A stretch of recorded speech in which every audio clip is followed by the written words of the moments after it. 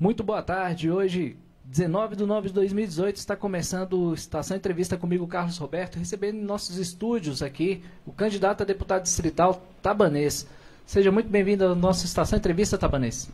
Obrigado pelo convite e espero que a gente possa falar um pouquinho sobre saúde, segurança, educação e qualquer assunto que você achar interessante. Nós estamos aqui à disposição para esclarecer e até falar sobre também quem é Tabanês, né? Exatamente. Estação Entrevista oportuniza os candidatos a deputado distrital federal, ao Senado e ao governo do Distrito Federal um bate-papo com você, eleitor, para que faça a escolha correta no dia 7 de outubro. Para isso, estamos convidando hoje Tabanês, candidato a deputado distrital. Tabanês, iniciamos sempre a nossa rodada de perguntas com a seguinte questão. Conta um pouquinho da sua história, quem é Tabanês para o nosso público? Ótimo. Quem é Tabanês? Porque muitas vezes você vê pela rua um adesivo Tabanês e muitas vezes eu vejo o pessoal brincando. Que diabo é Tabanês? O que é isso? Vamos lá. Tabanês é o sobrenome. Minha família veio para Brasília em 1958, metade mineira, metade carioca. E aí, em 1970, no meio da Copa do Mundo, aliás, no final da Copa do Mundo, dia 21 de junho, o Brasil ganha a Copa do Mundo de 1970 e o capitão da seleção brasileira era Carlos Alberto. Eu nasci dia 30 e minha mãe resolveu dar o meu nome em homenagem ao capitão da seleção brasileira, Carlos Alberto. E aí nasceu Carlos Alberto Rodrigues Tabanês. Sempre nasci em Brasília, aliás, sempre morei em Brasília. Sim. Formei em Química, tive a oportunidade de ministrar aula em vários colégios de Brasília, principalmente até aqui no Centro de Ensino 6, no SEAB, no Compacto, Projeção JK, aqui do lado no Agnaldo Dantas. Eu fui um dos primeiros professores do Agnaldo Dantas e quando eu já era professor, eu tive a oportunidade de entrar para o juizado de menor, que antigamente era chamado de juizado de menor, depois virou comissariado de menor. Atualmente, agente de proteção da criança e do adolescente da Vara da Infância e Juventude do Distrito Federal. Lá eu sou voluntário e estou há 28 anos. E continuando dando aula e exercendo o cargo de comissário voluntário. Só que, infelizmente, no Brasil, a educação não é valorizada. Nem pelos nossos governantes e nem pela própria sociedade. E eu resolvi tentar melhorar um pouco de vida. Estudei e fiz um concurso para a Polícia Civil. E me encontro nos quadros da Polícia Civil até hoje. Tenho mais de 20 anos na Polícia Civil. Me aposento agora dia 13/11, 20 dias depois da eleição, praticamente. Tá? Faltando desses mais de 20 anos, 18 anos foram na Divisão de Operações Especiais da Polícia Civil, onde eu tive a oportunidade de conhecer Brasília de ponta a ponta. Não tem um lugar em Brasília que eu não conheça, que eu já não tenha ido. Tanto Brasília como entorno. Faltando 10 anos, 11 anos para aposentar, eu e minha esposa começamos a analisar o que nós vamos fazer depois de aposentado. E nós resolvemos montar uma pequena empresa há 10 anos atrás.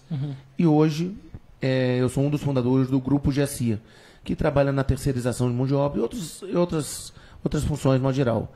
Temos treinamento de tiro, nós temos clube de tiro, nós gostamos muito de incentivar o esporte de tiro. Tá certo? E no Gama nós temos um clube de tiro que é o GSIA. Nunca me envolvi na política, nunca gostei de política. E em 2016, o pessoal da Estrutural começou a me atentar, literalmente a tentar. Vamos ser candidato, você e eu falei, não, rapaz, olha só, é o que eu vou falar para eles. Não nasci para ser ladrão, para ser mentiroso e para enganar as pessoas. E eu tinha é até engraçado, eu tinha uma pessoa lá, que, você lembra aquele filme do Shurek, aquele burrinho falante? Sei. Ele tanto me atentou que eu resolvi ir num partido. Eu entrei na internet e procurei partido. E apareceu o PROS, o primeiro partido. Eu fui lá em dezembro e perguntei como é que faz para ser candidato. Pegaram meu nome, pegaram tudo meu e falaram, a gente vai entrar em contato. E em abril de 2017, dia 1º de abril, me liga um cara falando, o partido vai fazer uma seleção, você poderia vir? E eu crente que era uma piada. E eu desliguei o telefone, aí ligou de novo. Aí eu falei, não, tudo bem, eu vou lá. E o cara falou, qualquer coisa você procura Boa Morte aqui. Eu, desliguei o telefone de novo. Achei que era trote. Boa Morte. Mas eu fiquei com aquilo na cabeça e fui lá. Cheguei lá num partido meio sem graça e falei assim, vou procurar esse diabo da Boa Morte. Se a Boa Morte aparecer, eu penso, se eu vou pra frente ou se eu corro. E não tinha mesmo o tal do cara do Boa Morte, era Edmilson Boa Morte. Cheguei lá e falei, ó, queria falar com Boa Morte. Aí o cara falou, ó, tá vindo aqui. Chegou um negão, bom sentido, tá? Prazer, Edmilson Boa Morte. Aí eu olhei pra cadeira, achei que era gozação, brincadeira, e foi me explicar que o sobrenome Boa Morte é da Bahia, aquela coisa toda. Me apresentou o partido todo, me apresentou tudo, e eu fiz 2 perguntas só pra me filiar. Primeiro, sou obrigado a votar o que o partido acha que tem que fazer ou o que eu acho que é certo? E falou, você vota o que você acha que é certo. Segunda pergunta, se eleito, eu sou obrigado a dar cargo pra gente que eu nunca vi, que não tem competência nenhuma só porque o partido está indicando? Não. Você tem que colocar pessoas sérias em lugares sérios e com competência. E assim eu me filiei a um partido político na primeira vez. Foi assim que entrou minha vida política e assim é Tabanês. Exatamente. Há pouco, no início da introdução que você estava falando a respeito da educação aqui em Brasília, vamos começar pela educação. Primeiro eu gostaria de saber de você o que você acha em relação ao ensino integral dos alunos. Você é a favor? Olha só, eu posso entrar no ensino depois que a gente começar a falar um pouquinho sobre segurança? Vamos lá, vamos falar de segurança. Educação e saúde certo. É o beabá de qualquer político que está querendo ser candidato. Então vamos lá. Você deve ter feito mais de 500 entrevistas aqui. Sim. Então você falou com todos eles. E eu vou falar, e você me fala assim ou não, agora a entrevista vai virar o contrário. Tá, pessoal? Todo mundo que vem aqui fala o seguinte, se eleito, vou trabalhar na segurança para melhorar a segurança da população. Se eleito, vou trabalhar na educação para tirar nossos jovens da rua e fazer uma inclusão social. Outro, se eleito, vou fazer mais um hospital aqui na região. Todos eles falaram isso ou não? Alguns sim, com certeza. Quase todos, não foi? Exato. Grande parte. Mas ninguém falou como. E ninguém falou por quê. Vamos analisar friamente. Você quer mais um hospital aqui na Ceilândia? A população toda quer, não quer? Sim, exato. Mas o que adianta eu ter 2 hospitais hoje, sem médico, sem equipamento, sem estrutura, sem nada? Eu preciso hoje é que o hospital de Ceilândia comece a atender a população, em que aquele médico que está instalado hoje na escala de serviço, ele esteja lá trabalhando no horário dele mesmo. E não muitas vezes dividindo o horário da fundação com o horário da empresa do hospital particular. Você sabia que foi devolvido 361 milhões de dinheiro esse ano, sim, que não vai ser utilizado? Exatamente. Tem um procedimento no Ministério Público. Gente, isso se chama incompetência. Isso se chama descaso. Diretor de hospital, no meu ponto de vista, tem que ser gestor e administrador. Porque eu faço um desafio a cada um de vocês que estão nos ouvindo e nos vendo. Você que é dono de casa, quando você vai fazer suas compras no final do mês, você compra muito arroz e pouco feijão e esquece de comprar o óleo? Não, porque sem o óleo você não vai fazer a comida. Exatamente. Mas nos hospitais públicos isso está acontecendo. Nós temos hoje problemas de muito equipamento é comprado e é devolvido. Devolvido não, desculpa. É jogado fora. Por quê? Você compra remédio a mais que não utilizado. É jogado fora. E você, com remédio que precisa, não é comprado. Gente, isso é o mínimo básico de gestão. E muitas vezes o diretor do hospital não briga e não fiscaliza muito os médicos que estão atrás, porque amanhã ele sai de diretor para médico também, ele vai ser isolado. Por isso, o diretor de hospital tem que ser administrador e gestor público. Essa é a primeira coisa. Outros falam o seguinte, nós vamos trabalhar na inclusão social, tirar nossos jovens da rua. Bonito. Isso é o que todo mundo quer falar e todo mundo quer ver. Mas vamos analisar friamente. De manhã, matemática, química, física, biologia. E à tarde, matemática, química, física, biologia ou história, geografia, qualquer outra matéria. Qual é o jovem que aguenta estudar de manhã e à tarde a mesma coisa? Ou a mesma matéria? Ninguém. Você tem uma desmotivação e uma evasão escolar. Outras escolas estão mais avançadas. E no Gama se tem escolas assim. De manhã, a escolarização. À tarde, uma inclusão social sobre com o esporte. Nós precisamos fomentar novos atletas para o Brasil. Sobre educação ambiental, oficina profissionalizante, teatro, música e por aí diante. Já estou conseguindo tirar nosso jovem. De manhã ele está estudando, ele almoça. À tarde ele está na inclusão. Só que quando ele chega à noite, o pai está desempregado, a mãe está desempregado, o irmão mais velho está desempregado. Esse jovem, no dia seguinte, ele vai para a escola ou ele vai trabalhar, ou ele vai conseguir dinheiro na rua? Ele vai conseguir dinheiro na rua, que ele vai precisar para sustentar a família dele e ajudar no sustento.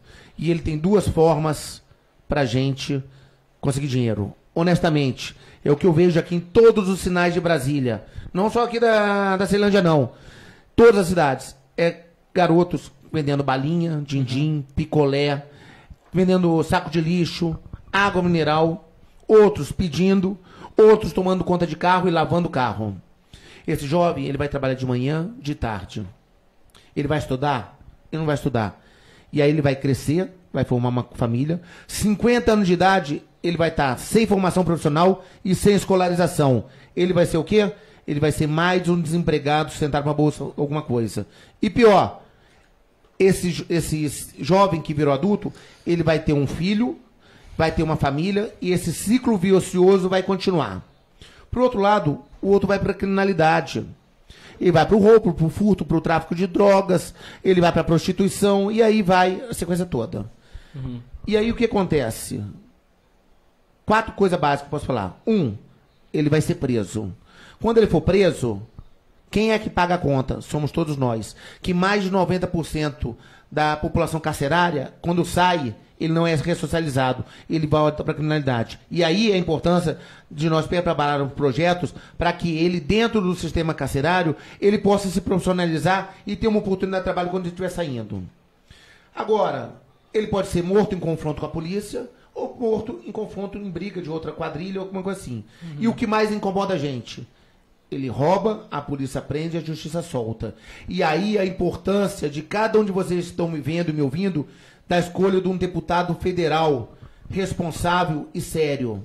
E aí eu vou puxar a sardinha para o meu lado, para o pessoal nosso do partido. Votem em alguém da legenda 90. Nós temos o Hélio José, 90-90. Joaquim Roriz Neto, 90-15. Pastor Manuel, que é uma pessoa espetacular, 90-33. Para quê? Para que eles possam trabalhar e me ajudar a trabalhar em Brasília também. Uhum. Aí eu lhe faço uma pergunta para o senhor. O senhor tem filho? Tenho sim. Tem quantos? Um só de 8 anos. 8 anos. Uhum. Você quer que teu filho tenha a mesma condição de vida que a sua? Quero que ele melhore. Melhore. Todo pai de família e mãe de família quer que seu filho tenha uma condição de vida melhor que a sua. E o único jeito que a gente tem de ter uma condição melhor de vida que ele possa ter é que ele possa estudar. Por quê? Ninguém consegue melhorar de vida se não for pelo estudo e pela qualificação profissional e técnica. Exato. E aí eu lhe falo, você vai fazer todo o possível para fazer com que o teu filho estude, não é isso? Com certeza. Todo sufoco. Se você ganhar um pouquinho que você vai fazer, você vai tentar botar ele no colégio. Exatamente. Mas hoje o que eu preciso é o emprego, para que todos os pais e famílias aqui consigam fazer com que essa criança esteja no colégio, para ela não ir para a rua, trabalhar honestamente ou ir para a criminalidade. E Brasília é o pior lugar que se tem para emprego. 400 mil desempregados. Hoje eu tenho uma GFIS que trata o empresário e o autônomo como bandido. Uhum. E só que o governo esquece que o empresário gera emprego e gera arrecadação. Sem arrecadação, você não tem o quê? Você não tem melhorias para a cidade. Sem emprego, ele não consegue deixar a sua criança no colégio. Eu estou falando na escola pública, que ele consiga pelo menos alimentação e um teto para essa criança estudar. Aí sim a gente vai começar. Nós temos que fazer projetos para trazer a empresa para Brasília, trazer o emprego para Brasília e fazer com que a criança possa se estudar. E aí sim nós vamos melhorar Brasília e o Brasil em 5, 10 ou 15 anos à frente. Agora, como é que eu vou ter emprego?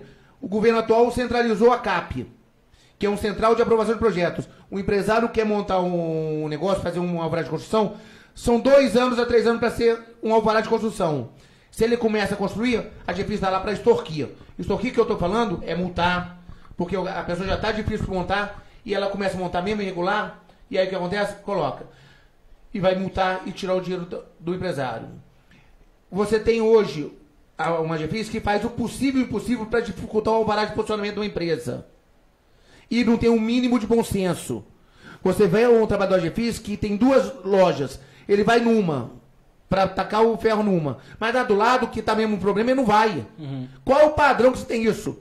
E isso nós temos que mudar. Nós temos que acabar com esse poder exagerado que a GFIS tem. E ela tem que mostrar, se ela está indo aqui, e do lado tem que ir, ela tem que agir igual. Porque eu não posso ter distinção entre você e você. Todos somos iguais. Se é para fiscalizar, fiscalize todo mundo igual. E não padrinho de A, padrinho de B e padrinho de C.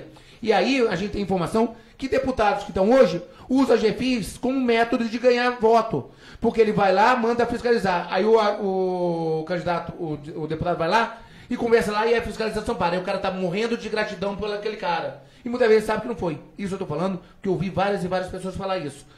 Desculpe se eu estiver mentindo, mas é essa a sensação e é isso que o pessoal tá falando pra gente. os bastidores de pessoas que até trabalham com alguns deputados. Exatamente. São várias denúncias que chegam, né? Muitas denúncias. Muita coisa, muita coisa. E aí, o que eu preciso? Eu preciso é que a gente trabalhe no emprego. A gente pega o nosso jovem e faça com que ele de manhã estude, à tarde. Imagina um projeto. Você já ouviu falar num projeto lindo e maravilhoso para enganar a população, chamado Jovem Aprendiz? Sim, já ouvi falar desse. Vocês conhecem o Jovem Aprendiz de verdade? Na verdade, não. Só aparência. Só... Aparentemente, você acha que o Jovem Aprendiz é bom ou ruim? Se ele for para aprender, ele vai ser bom, mas vamos analisar, vou te contar friamente o que fala. Ruim. A legislação que fala o seguinte: empresas de médio, pequeno e médio, de médio e grande porte tem que ter entre 5% e 15% de jovens aprendizes.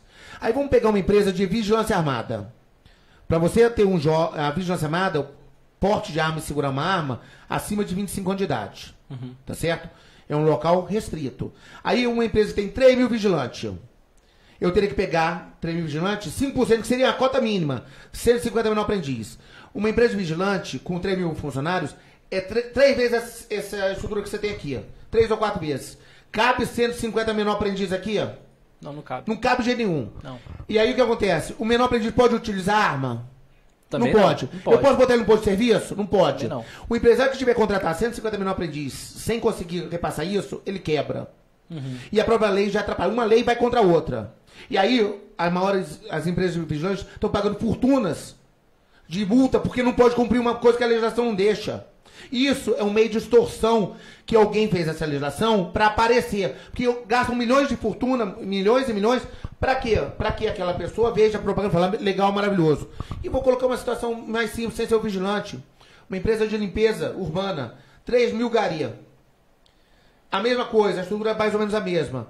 150 jovens. Consegue ficar 150 jovens aqui? Não consegue. Consegue deixar eles na rua varrendo o chão? Não vai ajudar nada. Exato. Agora, se a lei fosse séria, feita por pessoas sérias que conhecem a realidade, faria o seguinte: toda empresa teria 10% do quadro técnico de menor aprendiz. E não ficaria 2 anos, ficaria o tempo que ele está estudando.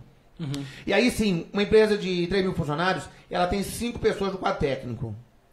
Ela teria 50 pessoas no quadro técnico, ela teria 5 menor aprendiz. Esse menor aprendiz passaria para o departamento pessoal, RH, financeiro, operacional, fiscalização. Aí eu lhe pergunto, esse jovem, 4, 5 anos na empresa, passando todas as funções da empresa, acompanhando a empresa, se surgir uma vaga, eu vou contratar uma pessoa de fora ou eu vou contratar uma pessoa que já está com o menor aprendiz nosso? Essa é a última opção. A última opção. Aí sim, eu não teria o problema que nossos jovens têm hoje. Sim. Chega numa entrevista de emprego e fala o seguinte: poxa, você não tem experiência, não? Como vai ter experiência, gente, se ninguém dá oportunidade para ele? E o menor aprendiz não dá experiência para ninguém, é 2 anos, e que trabalham 3 dias só, e várias coisas para penalizar no caso da empresa e dificultar isso. E aí, essa lei faz com que várias empresas hoje não cumpram a meta e são extorquidas, são multadas. Porque a lei não é uma lei séria, é uma lei que faz simplesmente para a população achar que a pessoa fez. E isso é o que nós temos hoje na política do Brasil. E nós temos que mudar isso. Para isso nós precisamos de uma renovação. Segurança que eu não falei. É bonito. Agora que eu já falei sobre saúde e educação, você vai entender a segurança. Os políticos vão chegar aqui e falar assim, ó, se eleito, vou fazer projetos para aumentar a quantidade de policiais na rua. Para aumentar os equipamentos. Gente, alguém acha que aumentar a quantidade de policiais na rua vai melhorar a segurança de cada um de vocês? Não vai. Sabe o que vai acontecer? Vai dar uma sensação de segurança. Mas eu falo, como eu falei, quando eu falar marginalidade, vamos falar ladrão. Para cada ladrão que eu prender, 5 vão querer entrar no mercado de trabalho querendo roubar. A segurança é que nem um câncer. E como é que funciona? Como é que funciona um câncer? Ela nasce, se você não diagnosticar, se você não identificar, diagnosticar, tratar, quando ela chega na terminal, a pessoa não tem o que fazer, ela vai morrer. A segurança é a mesma coisa. Aumentar a quantidade de policiais na rua é como se fosse no final, falar assim, toma esse remedinho aqui, que você vai ficar vivo. Não vai. Ele vai tomar, vai dar uma sensação de alívio e ele vai morrer em seguida. A gente tem que trabalhar na segurança, é naquela base, onde ele está começando. A gente tem que ver o que está acontecendo, diagnosticar e tratar. E aí, eu já falei antes, como fazer isso. Aí sim, a gente está fazendo uma coisa séria. Agora, vender fala... Ah, eu vou melhorar, se eleito, vou melhorar a segurança. Muitas vezes a pessoa não sabe nada de segurança. E outra coisa, a segurança começa na casa de cada um de vocês. Como a educação também. Hoje a educação do Brasil não é melhor, porque o pai está transformando a educação do filho e dando obrigação para o professor. Não, quem educa seu filho é a família. O professor escolariza. E a hora que a gente parar com essa inversão de valores, a educação vai começar a melhorar e a segurança vai começar a melhorar. Porque a polícia age quando em casa você não deu educação, não deu princípios. E aí, ele não teve a educação, não teve os princípios, e ele vai pra rua. E a polícia, infelizmente, tá para agir, para evitar que extrapole os direitos dos outros. Muito bem, olha só, a participação de Clarice Guilas, excelente. Parabéns pelo programa, Carlos. Clarice Guilas, da JK FM, prestigiando a nossa TV Estação 26. Clarice Guilas emenda, estou ligadinha. Estação 26 está bombando. A Dani Oliveira, parabéns a todos. Sigo na luta, Ceilândia. E fala o número do seu candidato, né? A Clarice Guilas, verdade, está concordando com você, falando sobre os seus projetos e propostas. A Clarice também diz, parabéns ao candidato pelas denúncias, a participação do nosso público acompanhando em tempo real. Obrigado. E aquela coisa, eu não esqueci de dar o número, né? Eu falei só Tabanês. Pessoal, meu número é 90147. Exato. Então, quem quiser anotar, 90147 é renovação. E o que eu estou falando não é nada demais. Claro. Eu estou falando o que é a realidade nossa. Sim. Não adianta vir aqui prometer coisa que não vai ser cumprido. A população está cansada de ser enganada. Você vê candidatos vindo falando coisas assim, esdrúxulas. Entendeu? E aí é a hora que eu chego para ele e falo aqui, nesses 500 entrevistas que você fez, qual foi a pior promessa?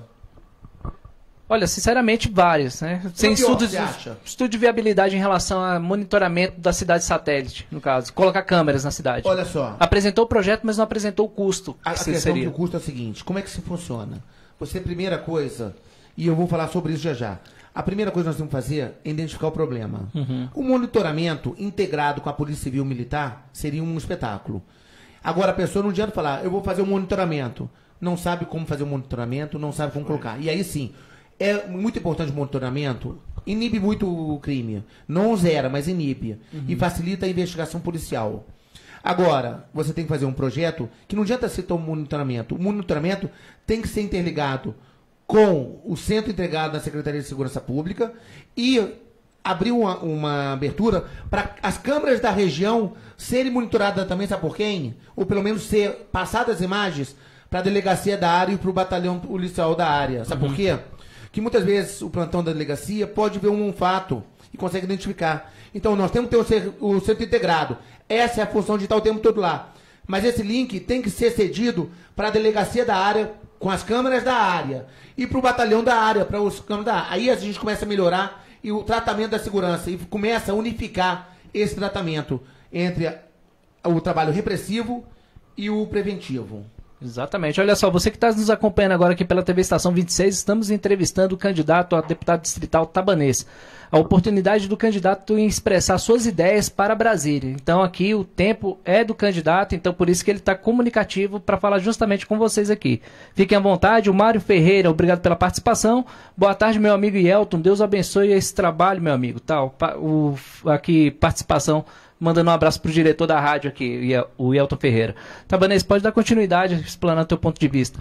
Isso, eu já falei praticamente em quase tudo. Certo. Eu já abordei a segurança, a saúde e a educação. Uma coisa também, que isso eu estou me comprometendo. A primeira semana, se eleito, eu vou começar a fazer umas blitzinhas nos hospitais. Desculpa a mania de polícia, falar blitz, né? Mas nos hospitais. Para chegar no hospital... Entrar lá, chamar o chefe do plantão e saber quem são os médicos, os funcionários que estão escalados no dia e que não estão abertos. E se não tiver, eu não posso abrir procedimento administrativo, mas eu posso comunicar via ex-ofício, para que o diretor do hospital tome os devidos procedimentos legais. Sabe por quê? Porque a gente vê um descaso muito grande. Eu estou rodando Brasília de cabo a rabo, como eu falo. Eu já fiz mais de 900 visitas em casa de família. E a reclamação é, muitas vezes, a pessoa vai no hospital e tem 5 médicos na escala e mal tem um atendendo. Isso mas não seria... É uma vergonha. Me permita interrompê-lo, mas, por exemplo, não seria interessante cobrar do secretário de saúde, porque todo comando vem de cima. Deixa eu falar. A função dele, eu concordo, mas sabe o que acontece? Qual a função principal do deputado distrital? É fiscalizar. No momento que eu chego no hospital e fiscalizo, eu faço a documentação mandando para o secretário de saúde e com cópia para o diretor do hospital. Sabe por quê? Porque se nenhum nem outro fizer, improbidade administrativa no rabo, nas costas deles. Tranquilo, sem problema. Pode falar à vontade aqui. Então o que acontece? Assim, porque não adianta você vir falar em deputado distrital falando coisa que não é atribuição do deputado distrital, gente. Sim, com certeza. E a função principal do deputado distrital é cobrar. A função principal do deputado distrital é ir atrás e saber porque o dinheiro nosso está sendo devolvido 361 milhões e ninguém fez nada. Exatamente. E ninguém faz nada e você não vê um deputado distrital batendo nisso. Sabe por quê? Porque a maioria está comprometido com o governo atual em cargos políticos, em administração, isso, aquilo. Por isso que o pessoal que está me ajudando, ninguém tem promessa de emprego. Ninguém tem promessa de posto. A promessa nossa é trabalhar para melhorar Brasília. Se eu melhoro Brasília, eu melhoro a vida sua, deles e de todo mundo. E se o projeto nosso conseguir trazer as empresas para Brasília, melhorar o comércio, aí sim, eu não preciso dar emprego para ninguém, que a pessoa vai conseguir um emprego diretamente no mercado de trabalho. Através da sua própria competência. Da própria competência. Exatamente. Tá certo? Exatamente. Olha só, são exatamente 12h33, estamos entrevistando o candidato a deputado distrital Tabanês. Em relação à cultura do Distrito Federal, Tabanês. Olha só, eu não sei se tem um projeto ainda, tá? Certo. Mas se não tiver, vai ter agora, a partir de 2019. Você já viu que nós gastamos uma grana pesada em alguns shows dentro do Distrito Federal, pro Distrito Federal com verba pública? Sim. E a maioria dos nossos candidatos, os nossos músicos e nossos artistas são de fora. Eles não dão valor para o pessoal de Brasília, não. Então nós vamos fazer uma lei que qualquer show, qualquer evento de Brasília tem que ter participação, pelo menos uma porcentagem de quê? De artista da casa. Se eu não valorizo minha casa, eu vou valorizar quem, gente? E outra coisa, o recurso que é utilizado também, Tabanês, é o seguinte: existe uma bolha ideológica aqui que querem descer conceitualmente goela abaixo do brasiliense. Eu não sou de acordo, por exemplo, parte de recurso, por exemplo, existiu aqui ano passado, um caso para que você entenda e quem nos acompanha, a marcha contra a pedofilia, que é do presidente aqui da rádio. E ela foi boicotada porque não teve ajuda governamental nenhuma. Mas outros eventos que é para, ao ver desnecessário para Brasília, tem todo incentivo, desde a água, trio elétrico e pagamento de DJs. Isso tem que ser fiscalizado também. Mas aí eu te falo, Né? mas sabe por que não foi fiscalizado? É porque em 2014 nós votamos errado. E hoje nós estamos pagando a consequência de 2014. Lembre disso. A coisa mais importante e que iguala qualquer um de vocês, ouvintes e telespectadores, é o voto. Exatamente. E o voto não pode ser vendido, não pode ser trocado. E a consequência do nosso voto corresponde em 4 anos. Hoje, o que nós estamos passando hoje em Brasília é a culpa nossa de 2014. Nós voltamos em 2014 e estamos penando agora. E se a gente não conscientizar agora, gente, 2018, vamos penar até 2022. E vai ser pior ainda, Tabanês.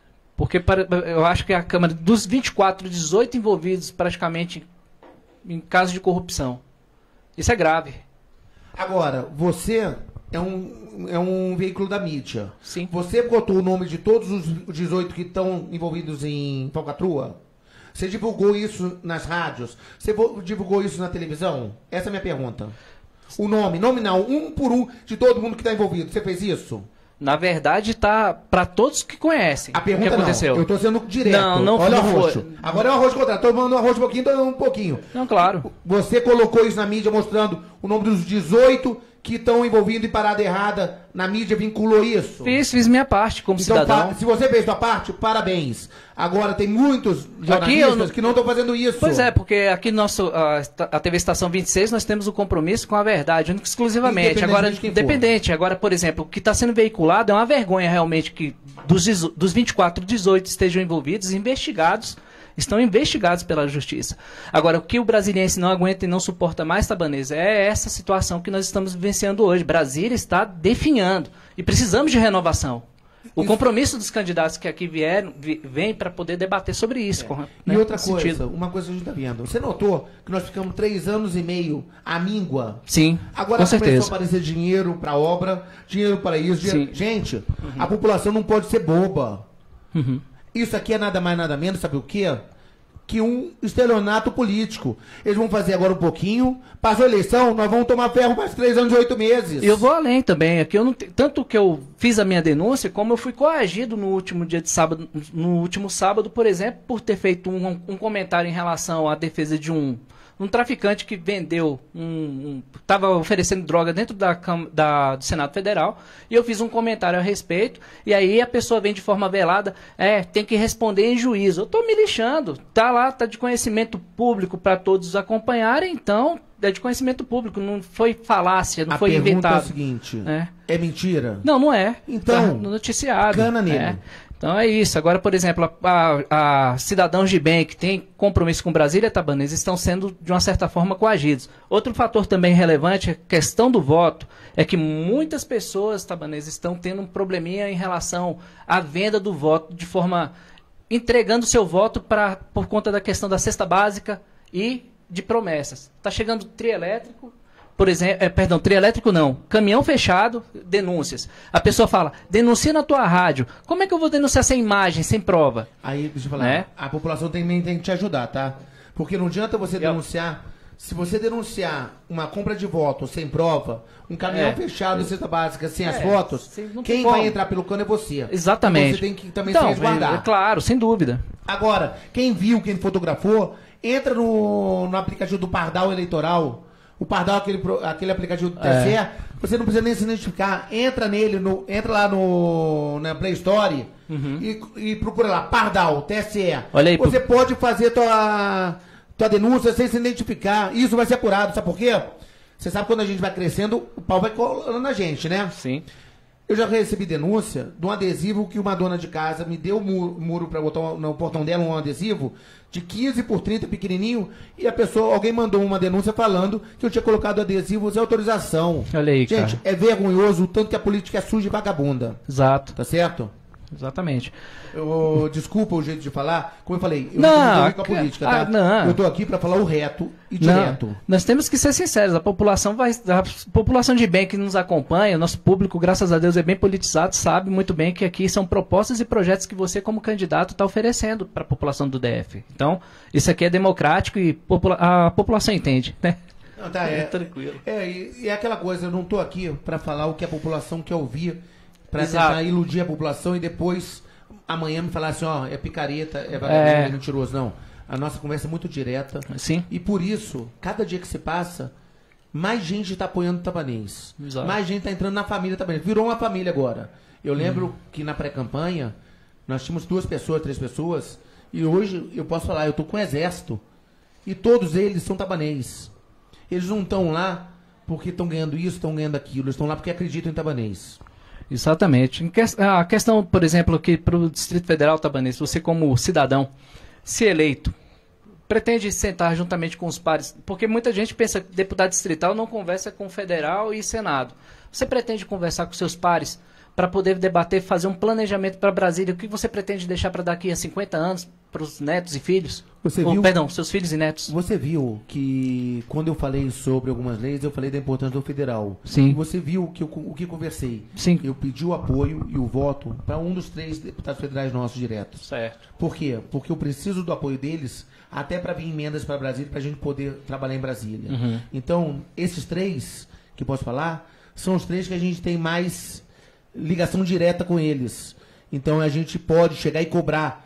E ai de um deles que me prometeu uma coisa e não cumpria. O pau vai quebrar. Olha só, a participação do Reginaldo Barbosa. Boa tarde, pessoal. Boa tarde, Reginaldo. Obrigado pela sua audiência, amigo. O Reginaldo Barbosa pergunta para você, Tabanês, qual o seu propósito para a população de Ceilândia?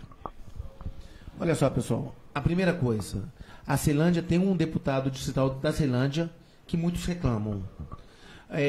O deputado distrital, ele é para Brasília toda. Sim. E principalmente para todas as regiões, porque o deputado distrital não pode ser bairrista, concorda comigo? Claro, com certeza. Agora, Ceilândia. Ceilândia, nós temos vários problemas na Ceilândia. Eu tenho uma equipe hoje, graças a Deus, muito forte. Porque eu venho todo dia em Ceilândia, eu venho no Braslândia, eu passo muito. Mas quem conhece a realidade de Ceilândia é quem? É quem mora na Ceilândia. Você passa aqui essa via aqui na frente. Gente, ontem eu passei aqui, o carro quase precisou eu tirar o motor e botar um remo. A água daqui totalmente alagado. Nós temos um problema de segurança aqui, mas também esse problema de segurança está por quê? Pela falta de empregabilidade daqui em Brasília. Nós temos hoje jovens que, por exemplo, o pessoal da 8 da Ceilândia tem 3 anos, 4 anos querendo fazer um campinho de futebol lá. E hoje tem um terrão lá que poderia ser utilizado com várias escolas que estão utilizando para a inclusão social da criança no futebol, tirando da rua. E o dinheiro está lá e o pessoal não faz nada porque a administrador briga com quem mandou a verba. Eu quero saber quem mandou a verba. Se a verba veio para a Ceilândia, a gente tem que aproveitar na Ceilândia. E é assim que a gente tem que trabalhar. E quem vai me falar a principal realidade de cada um? É os moradores de Ceilândia que tem na minha equipe que possam vir. E uma coisa que eu combinei. Toda segunda-feira, horário normal da Câmara, está aberto para a população ir lá sem marcar, sem nada. Chegou, vai falando, na sequência. Porque não tem essa lá, assim, não posso marcar, não. Você chegou primeiro, você é atendido. Você chegou segundo, você é o segundo a ser atendido. Se você chegou, está fechada a Câmara, você não vai ser atendido. E aí toda segunda-feira a gente vai estar para ouvir. Porque quem sabe, Reginaldo, o problema principal da Ceilândia são vocês. E agora, eu sei que o asfalto é ruim, a segurança é péssima, a saúde é pior ainda, e nós temos que moralizar. E quando eu falei da saúde, eu estou falando de saúde não só da Ceilândia, eu falo de Brasília toda. Porque se saúde a gente melhorar a saúde em Brasília e na Ceilândia, a gente começa a melhorar tudo. Exatamente. E, Reginaldo, se eu não respondi você, me manda outra mensagem aí para me ser mais direto e mais claro. Olha só, participação do público, porém, o nosso horário se estendeu.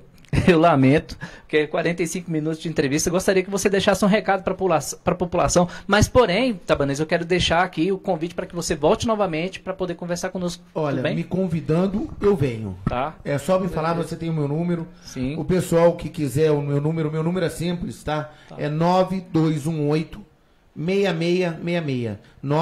9218-6666. Esse telefone meu é o particular. Certo. Eu tenho mais de 30 anos. Tá certo. O que eu falo é o seguinte, pessoal, me manda em WhatsApp e eu demoro um dia, 2 para responder, que eu recebo muita mensagem. Certo. E quem responde sou eu. Certo. Então tem vezes que a gente recebe o WhatsApp, demora aí uma semana. Porque entra outro na frente e a gente não vê. O site meu é o www.tabanes.com.br. Dá para ver aqui Dá sim. as redes sociais?